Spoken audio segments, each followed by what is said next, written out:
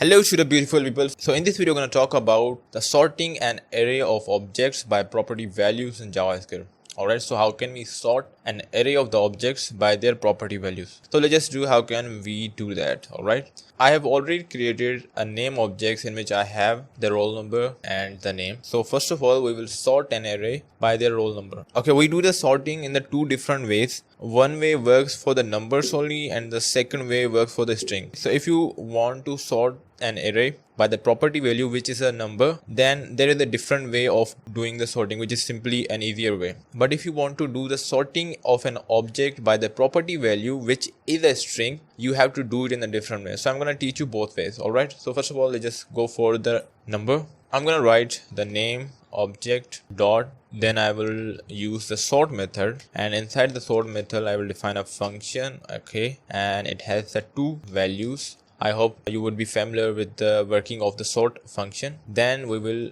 use the curly brackets a dot roll number minus b dot roll number. Alright, so this is it, and let me just save it in a variable sorted. And now let's just make a console log here. So as you can see here, our array of an object is not sorted by the roll number. So let's just run it, and you can see an array of the object is sorted by the roll number 1, 2, 3, 4 and 5 and 6. This is a sorting in ascending order. But if you want to sort by the descending order, what you need to do, you're gonna simply reverse their position. It would be B here and it would be A here. That's it. Okay, so clear this and run it again, and now you can see we have sorted our array of objects by roll numbers in descending order. Okay, so this is how you sort an array of objects using number. Okay, so now we're gonna sort an array by the string. So for that, we just have a sort of different logic here. So I'm gonna put a condition here, and in a condition, if a dot name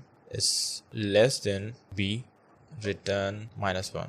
Copy this condition, paste it here again. Now if the first value is greater, it would be 1, otherwise return 0.